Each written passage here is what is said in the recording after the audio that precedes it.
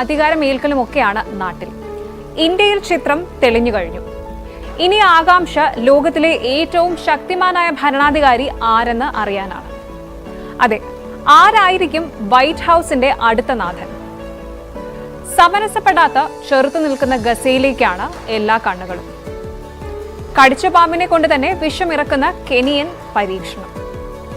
പ്രതീക്ഷിച്ചതും യാദൃശ്ചികവുമായി കടന്നുപോയ നിരവധി വിശേഷങ്ങളുണ്ട്. ഭൂലോകത്തിന്റെ ഈ അധ്യായത്തിലേക്ക് സ്വാഗതം. പിഴച്ചവനല്ല, പാപിയല്ല, പരിശുദ്ധനാണെന്ന് തെളിയിക്കാനുള്ള നെട്ടോട്ടത്തിലാണ് അയാൾ. തെരഞ്ഞെടുപ്പ് തിരക്കുകൾക്കിടയിലും മറ്റാരുടെയും കാര്യമല്ല, സാക്ഷാൽ ഡൊണാൾഡ് ട്രംപ്. യുഎസിൽ പ്രസിഡന്റ് തിരഞ്ഞെടുപ്പ് നടക്കാനിരിക്കെ മുൻ പ്രസിഡന്റ് ഡൊണാൾഡ് ട്രംപ് കനത്ത തിരിച്ചടികളാണ് നേരിടുന്നത്. ഹഷ്മണി വിചാരണയിൽ ബിസിനസ് രേഖകളിൽ തിരിമറി നടത്തിയതിന് ഡൊണാൾഡ് ട്രംപ് കുറ്റക്കാരനാണെന്ന് കണ്ടെത്തി. ബിസിനസ് രേഖകളിൽ കൃത്രിമം കാട്ടിയെന്ന് ആരോപിക്കപ്പെട്ട 34 കേസുകളിലും ട്രംപ് കുറ്റക്കാരനാണെന്ന് തെളിഞ്ഞതായി 12-അംഗ ജൂറി വ്യക്തമാക്കി കഴിഞ്ഞു. 2 ദിവസത്തെ വാദം കേട്ട ശേഷമാണ് ജൂറിയുടെ ഈ വിധി. ന്യൂയോർക്ക് കോടതിയുടെ ഈ വിധിയോടെ കുറ്റകൃത്യത്തിന് ശിക്ഷിക്കപ്പെടുന്ന ആദ്യത്തെ മുൻ അമേരിക്കൻ പ്രസിഡന്റായും ട്രംപ് മാറി. പോൺ താരമായ സ്റ്റോമി ഡാനിയൽസുമായുള്ള ബന്ധം പുറത്തു വരാതിരിക്കാൻ 2016 പ്രസിഡന്റ് തിരഞ്ഞെടുപ്പിന് മുൻപ് $130,000 നൽകിയെന്നാണ് പരാതി. ബിസിനസ് രേഖകളിൽ കൃത്രിമം കാണിച്ചെന്നുൾപ്പെടെയുള്ള വകുപ്പുകളും വഞ്ചനാ കുറ്റങ്ങളുമാണ് 77-കാരനായ ട്രംപിനെതിരെ ചുമത്തിയിട്ടുള്ളത്. വരുന്ന ജൂലൈ 11 ശിക്ഷ വിധിക്കും. അതേസമയം താൻ നിരപരാധിയാണെന്നും കേസ് കെട്ടിച്ചമച്ചതാണെന്നും രാഷ്ട്രീയമായി തന്നെ തകർക്കാനുള്ള ബൈഡന്റെ നീക്കമാണിതെന്നും നവംബർ 5 പൊതുജനം ഇക്കാര്യത്തിൽ ഒരു തീരുമാനം എടുക്കുമെന്നാണ് അദ്ദേഹം പറയുന്നത്. മാൻഹട്ടൻ ഡിസ്ട്രിക്ട് അറ്റോർണിയെയും ട്രംപ് വിമർശിക്കുന്നുണ്ട്. വൈറ്റ് ഹൌസിന്റെ അടുത്ത അധിപൻ ആരാകും?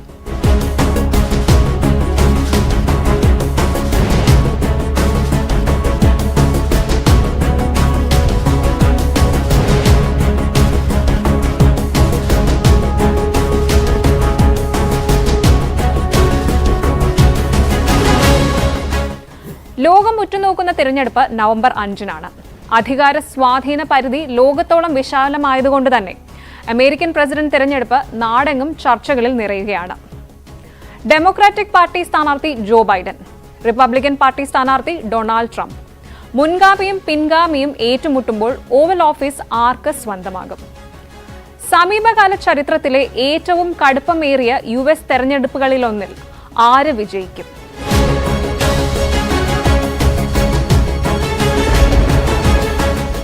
ജീവിത ചെലവ് കുതിച്ചു കയറിയതും സമ്പദ് വ്യവസ്ഥ ഭദ്രമല്ല എന്ന ചിന്തയും ഗസ യുദ്ധവും റഷ്യ യുക്രൈൻ യുദ്ധവും കുടിയേറ്റ പ്രശ്നവുമെല്ലാം അമേരിക്കൻ ജനതയെ അസ്വസ്ഥരാക്കിയിട്ടുണ്ട്.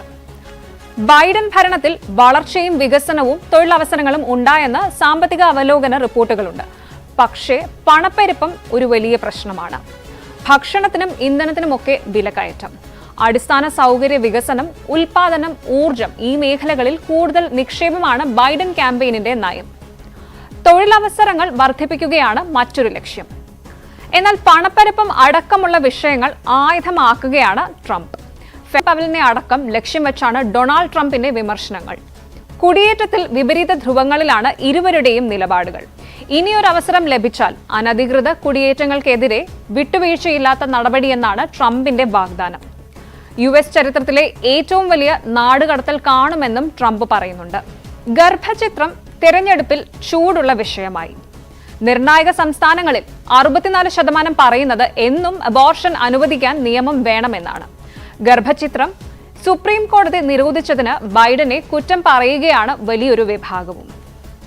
ജൂണിലെ ഏറ്റവും പുതിയ പോളിംഗ് ആവറേജ് നോക്കുമ്പോൾ ഡൊണാൾഡ് ട്രംപ് ജോ ബൈഡനെ 1.2% ലീഡ് ചെയ്യുന്നുണ്ട്. കഴിഞ്ഞ 10 സർവേകളിൽ 8 ട്രംപ് ലീഡ് ചെയ്തിരുന്നു. എന്നാൽ ഇതിൽ ഭൂരിഭാഗവും ട്രംപിന്റെ കേസുകളിൽ ശിക്ഷാവിധി വരുന്നതിന് മുൻപായിരുന്നു. ക്യാപിറ്റോൾ ഹിൽ ആക്രമണം, പീഡനം അടക്കം നിരവധി ക്രിമിനൽ കേസുകൾ നേരിടുകയാണ് ട്രംപ്. കൂടാതെ വരും ദിവസങ്ങളിൽ ട്രംപ് നിരവധി ദിവസങ്ങൾ കോടതിയിൽ ചിലവഴിക്കേണ്ടതായും വരും. മത്സരിക്കാനുള്ള അദ്ദേഹത്തിന്റെ യോഗ്യത നിയമപരമായി ചോദ്യം ചെയ്യപ്പെടേണ്ട സാഹചര്യവും ഇപ്പോൾ ഉണ്ട്. അതേസമയം യുക്രൈൻ ഗസ വിഷയങ്ങളിൽ എടുത്ത നിലപാടുകൾ തെരഞ്ഞെടുപ്പിൽ ബൈഡൻ നേരിടുന്ന പ്രധാന വെല്ലുവിളികളാകുകയാണ്. ബൈഡന് ഇപ്പോൾ 81 വയസ്സായി. 2020 താൻ അടുത്ത ഡെമോക്രാറ്റിക് നേതാവിന് ഒരു ബ്രിഡ്ജ് പ്രസിഡന്റ് ആയിരിക്കുമെന്ന് പോലും അദ്ദേഹം പറഞ്ഞിട്ടുണ്ട്. എന്തായാലും ജൂൺ അവസാനം അറ്റ്ലാന്റ സ്റ്റുഡിയോയിൽ ആദ്യ സംവാദത്തിനായി വേദിയിലേക്ക് ഇരുവരും എത്തുമെന്നാണ് പുതിയ റിപ്പോർട്ടുകൾ സൂചിപ്പിക്കുന്നത്. ആഗോള നയങ്ങളെ തന്നെ സ്വാധീനിക്കാൻ ശേഷിയുള്ള തെരഞ്ഞെടുപ്പ് ആയതിനാൽ ആ സംവാദത്തിലേക്ക് കാതുകൂർപ്പിക്കുകയാണ് ലോകവും.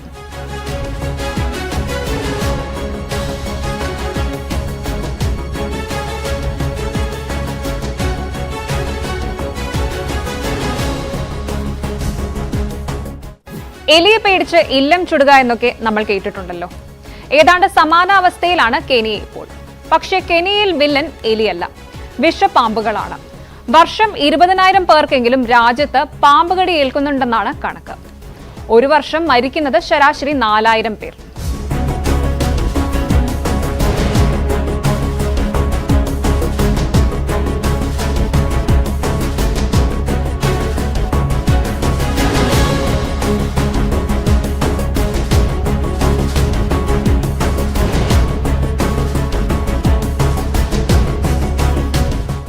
പാമ്പുകടിയേറ്റുള്ള മരണനിരക്ക് കുറയ്ക്കാൻ ഒടുവിൽ കെനിയ ഒരു ഉപായം കണ്ടെത്തി.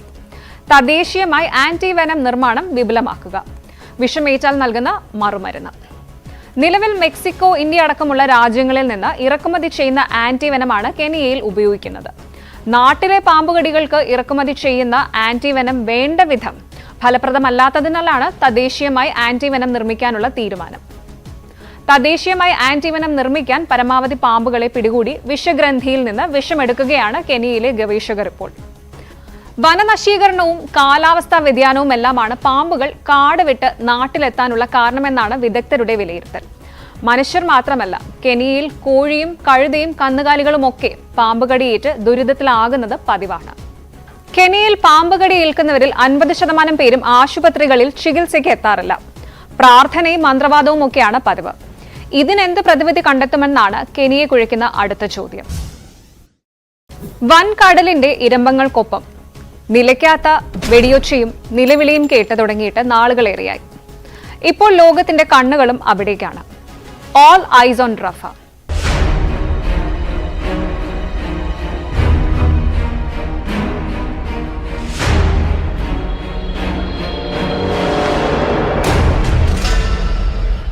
ഇസ്രായേൽ സുരക്ഷിത മേഖലയായി പ്രഖ്യാപിച്ചിരുന്ന പലസ്തീനിലെ അഭയാർത്ഥി ക്യാമ്പിൽ ഇസ്രായേൽ നടത്തിയത് നരനായാട്ട്. ചിന്നിച്ചിതറിയും ചാരമായും കൈകാലുകൾ അറ്റ നിലയിലുമൊക്കെയായി മൃതദേഹങ്ങൾ കണ്ടു നിൽക്കാൻ പോലും കഴിയാത്ത അവസ്ഥയിലായിരുന്നുവെന്ന് സംഭവത്തെ അതിജീവിച്ചവർ പറയുന്നു. സ്ത്രീകളും കുട്ടികളും അടക്കം 46 നിരപരാധികൾ വെന്തുമരിച്ചു. അന്താരാഷ്ട്ര കോടതിയുടെ മുന്നറിയിപ്പുകളെല്ലാം കാറ്റിൽ പറത്തിയാണ് ഇസ്രായേലിന്റെ ഈ അതിക്രമങ്ങൾ. ഹമാസ് നേതാക്കളായ യാസീൻ റബി, ഖാലിദ് നഗർ എന്നിവരെ കൊലപ്പെടുത്താനാണ് റഫേൽ ആക്രമണം നടത്തിയതെന്നാണ് ഇസ്രായേൽ സൈന്യത്തിന്റെ ന്യായം. ഗാസ നഗരത്തിൽ നടന്നുകൊണ്ടിരിക്കുന്ന വംശഹത്യക്കെതിരെയും ആക്രമണത്തിൽ ദുരിതം അനുഭവിക്കുന്ന പലസ്തീനികൾക്കുമായി ആഗോള പിന്തുണ പ്രവഹിക്കുമ്പോൾ ഓൾ ഐസ് ഓൺ റഫ എന്ന വാചകം സോഷ്യൽ മീഡിയയിൽ ട്രെൻഡിംഗ് ആണ്. All eyes on Rafah campaign ആഗോള ശ്രദ്ധ ക്ഷണിക്കുന്നത് ഇസ്രായേൽ സൈന്യം നടത്തുന്ന ക്രൂരതകളിലേക്കാണ്. ഇസ്രായേൽ നരഹത്യ തുടരുന്നതിനിടെ പലസ്തീൻ ജനതയ്ക്ക് ഐക്യദാർഢ്യവുമായി ലോകമെമ്പാടുമുള്ള കോടിക്കണക്കിന് ആളുകൾ ഓൾ ഐസ് ഓൺ റഫ എന്ന #, ഉപയോഗിച്ച് പിന്തുണാ സന്ദേശങ്ങൾ ഇതിനോടകം പങ്കിട്ട് കഴിഞ്ഞു. നടന്നുകൊണ്ടിരിക്കുന്ന യുദ്ധത്തിനെക്കുറിച്ചുള്ള അവബോധത്തിനായുള്ള ആഹ്വാനമായി ഈ വാചകം നിലകൊള്ളുകയാണിപ്പോൾ.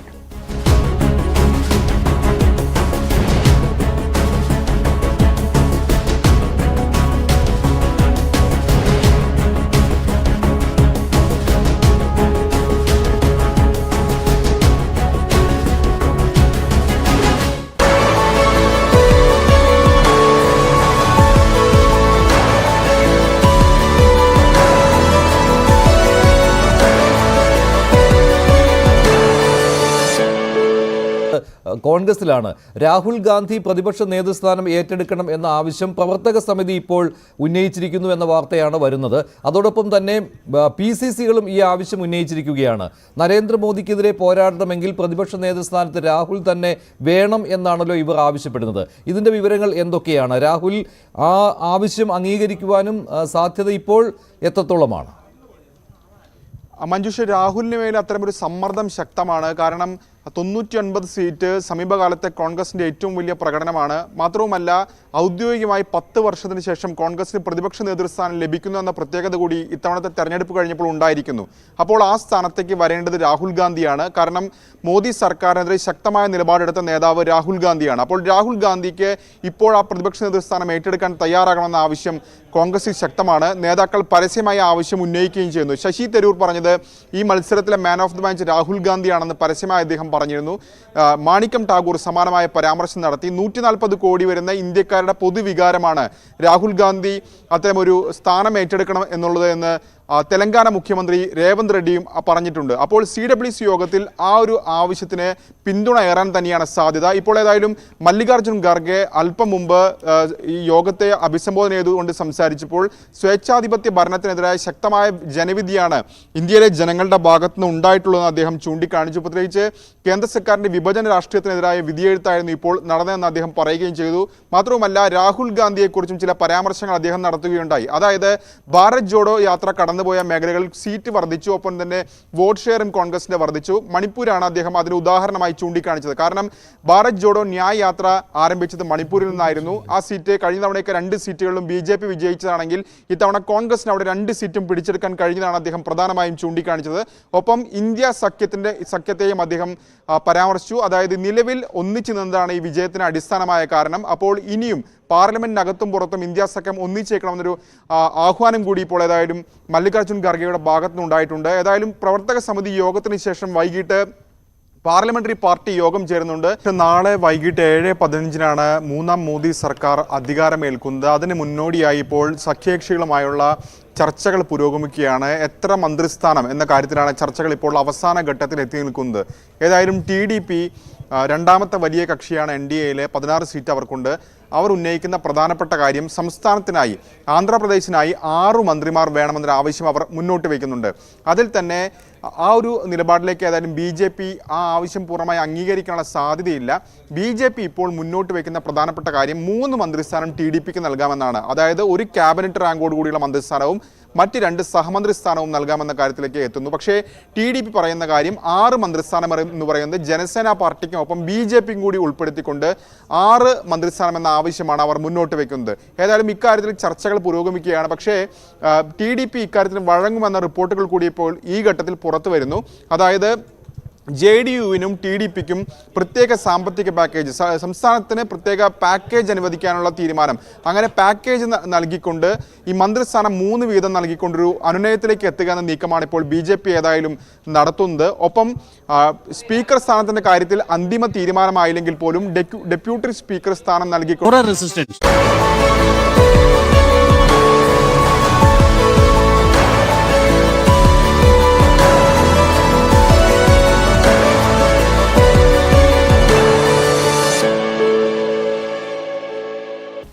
ഇനി ഈ ആഴ്ച ലോകത്തിൽ നടന്ന ചില പ്രധാന സംഭവങ്ങൾ നോക്കാം.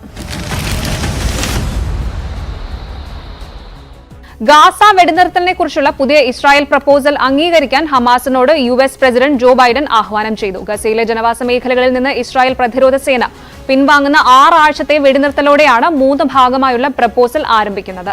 പ്രപ്പോസലിന്റെ ആദ്യഘട്ടത്തിൽ ഗസയിലെ ജനവാസ മേഖലകളിൽ നിന്ന് ഇസ്രായേൽ സൈന്യത്തെ പിൻവലിച്ചുകൊണ്ട് 6 ആഴ്ചത്തെ സമ്പൂർണ്ണമായ വെടിനിർത്തൽ ഉൾപ്പെടുന്നു. Israel could be part of a regional security network to counter the threat posed by Iran. All this progress would make Israel more secure, with Israeli families no longer living in the shadow of a terrorist attack. And all this would create the conditions for a different future, a better future for the Palestinian people. രണ്ടാം ഘട്ടത്തിൽ ശത്രുതകൾക്ക് ശാശ്വതമായ പരിഹാരമെന്നോണം അവശേഷിക്കുന്ന എല്ലാ ബന്ധികളെയും മോചിപ്പിക്കുമെന്ന് Biden പറഞ്ഞു. ശേഷം 3-ാം ഘട്ടം ഗസയുടെ ഒരു വലിയ പുനർനിർമ്മാണമാണ്. കൂടാതെ ഓരോ ദിവസവും 600 സഹായ ട്രക്കുകൾ ഗസയിലേക്ക് പ്രവേശിക്കാൻ അനുവദിക്കും. എന്നാൽ ഇസ്രായേലോ ഹമാസോ ബൈഡൻ അവതരിപ്പിച്ച നിർദ്ദേശം അംഗീകരിച്ചതായോ നിരസിച്ചതായോ എന്ന കൃത്യമായ വിവരങ്ങൾ ലഭിച്ചിട്ടില്ല. ബൈഡന്റെ കരാർ നിർദ്ദേശം പഠിച്ചു വരികയാണെന്ന് ഹമാസ് അറിയിച്ചതായി ഖത്തർ വിദേശകാര്യ മന്ത്രാലയം വ്യക്തമാക്കിയിട്ടുണ്ട്.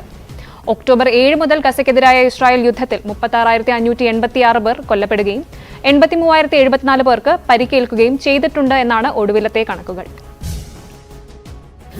മെക്സിക്കോയിലെ പുരുഷ മേധാവിത്വ രാഷ്ട്രീയ സംസ്കാരത്തിൽ നിന്ന് ഒരു ഇടവേളയിട്ട് ആദ്യ വനിതാ പ്രസിഡന്റായി 61-കാരിയായ Claudia Sheinbaum. del pueblo, por el pueblo y para el pueblo. ¡Viva México! ¡Viva México! ¡Viva México! President സ്ഥാനത്തേക്ക് 2 വനിതകൾ ഏറ്റുമുട്ടിയ തെരഞ്ഞെടുപ്പിൽ 60% വോട്ട് നേടിയാണ് ക്ലൗഡിയ വിജയിച്ചത്. മെക്സിക്കോയുടെ 200 വർഷത്തെ ചരിത്രത്തിലെ ആദ്യ വനിതാ പ്രസിഡന്റാണ് ക്ലോഡിയ ഷെയ്ൻബോം. ഷെയ്ൻബോം തന്റെ 6 വർഷ കാലാവധി ഒക്ടോബർ 1 ആരംഭിക്കും. അഗ്നിബാൺ സോർട്ടഡ് റോക്കറ്റ് വിക്ഷേപണം വിജയകരം. ചരിത്രം കുറിച്ച് ഇന്ത്യയുടെ അഗ്നികുൽ കോസ്മോസ്.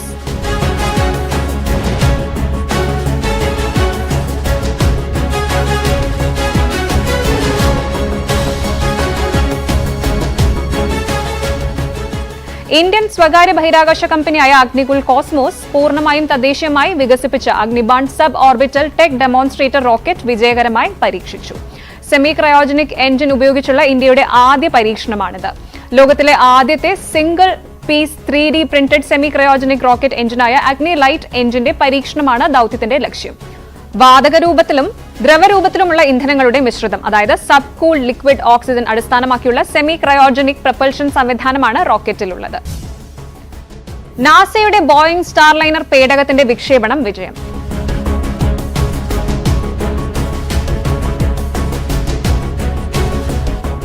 ഇന്ത്യൻ വംശജ സുനിത വില്യംസിനെയും നാസയുടെ ബുഷ് വിൽമോറെയും വഹിച്ചുകൊണ്ടുള്ള പേടകം ഫ്ലോറിഡയിലെ കേപ്പ് കനാവറൽ സ്പേസ് ഫോഴ്സ് സ്റ്റേഷനിൽ നിന്ന് വിക്ഷേപിച്ചു. മനുഷ്യനെ വഹിച്ച് സ്റ്റാർലൈനർ നടത്തുന്ന ആദ്യ പരീക്ഷണ യാത്രയാണിത്. വാണിജ്യാടിസ്ഥാനത്തിൽ സഞ്ചാരികളെ ബഹിരാകാശത്ത് എത്തിക്കുന്ന പദ്ധതിയുടെ പരീക്ഷണ യാത്രയുടെ ഭാഗമാണിത്. സാങ്കേതിക തകരാറിനെ തുടർന്ന് 1 മാസത്തിനിടെ 3 തവണ മുടങ്ങിയതിനു ശേഷമാണ് ഫ്ലോറിഡയിലെ കേപ്പ് കാനവറൽ ബഹിരാകാശ നിലയത്തിൽ നിന്നും ദൌത്യം വിജയകരമായി വിക്ഷേപിച്ചത്. സ്റ്റാർലൈനർ പേടകം രാജ്യാന്തര ബഹിരാകാശ നിലയത്തിന് അരികിലെത്തി. പേടകത്തിലെ ഹീലിയം വാതക ചോർച്ചയുണ്ടായത് ദൌത്യം ദുഷ്കരമാക്കിയെന്ന് റിപ്പോർട്ടുണ്ട്. ഇതോടെ ചില യന്ത്രഭാഗങ്ങൾ പ്രവർത്തിപ്പിക്കാൻ കഴിയാതെയായി. ഇതിനു പകരം ക്രമീകരണങ്ങൾ ഉണ്ടെന്നും യാത്രികർ സുരക്ഷിതരാണെന്നും നാസയും ബോയിങ്ങും അറിയിച്ചു. ഒരാഴ്ച നീളുന്ന പരീക്ഷണങ്ങൾക്ക് ശേഷം ഇവർ ബഹിരാകാശ നിലയത്തിൽ നിന്ന് മടങ്ങും. മനുഷ്യരിൽ ഇതുവരെ കണ്ടെത്തിയിട്ടില്ലാത്ത പക്ഷിപ്പനിയുടെ പുതിയ H5N2 വൈറസ് വകഭേദം ബാധിച്ചുള്ള ലോകത്തെ ആദ്യ മരണം മെക്സിക്കോയിൽ സ്ഥിരീകരിച്ചു.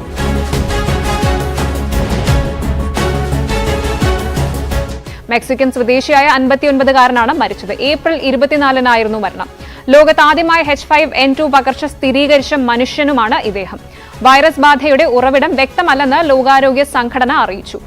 കോഴിയിറച്ചിയിൽ H5N2 റിപ്പോർട്ട് ചെയ്യപ്പെട്ടിട്ടുണ്ടെങ്കിലും രോഗം ബാധിച്ച് മരണപ്പെട്ട ആൾക്ക് കോഴിയോ മറ്റു മൃഗങ്ങളോ ആയിട്ട് സമ്പർക്കം ഇല്ലായിരുന്നു എന്നാണ് റിപ്പോർട്ട്.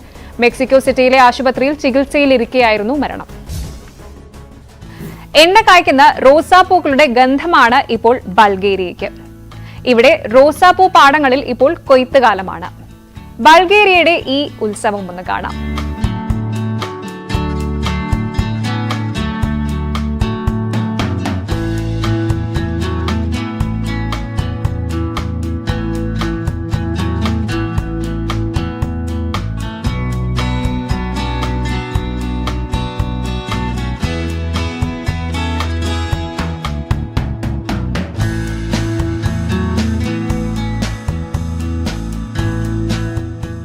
ഇത്രയേറെ റോസാപ്പൂ കൃഷി ചെയ്ത മറ്റൊരു രാജ്യമുണ്ടാവില്ല.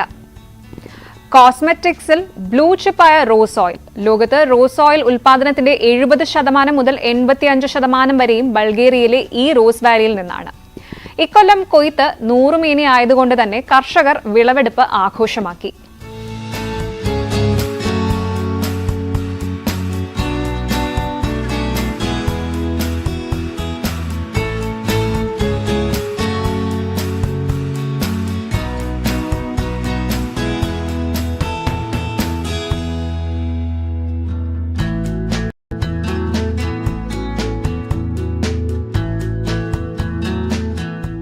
റോസ് വാലിയിലെ റോസാപ്പൂ ഘോഷയാത്ര കാണാൻ ബൾഗേറിയയിലേക്ക് വിനോദസഞ്ചാരികളുടെയും ഒഴുക്കായിരുന്നു.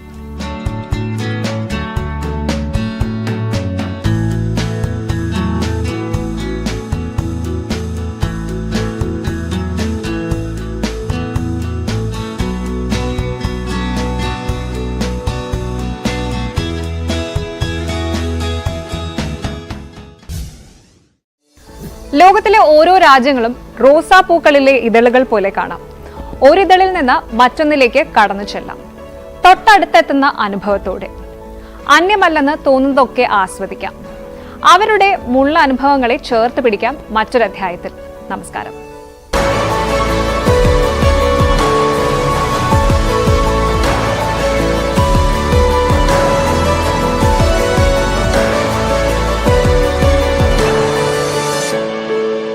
അന്വയിപ്പിക്കാനുള്ള ചർച്ചകളും പുരോഗമിക്കുന്നുണ്ട്.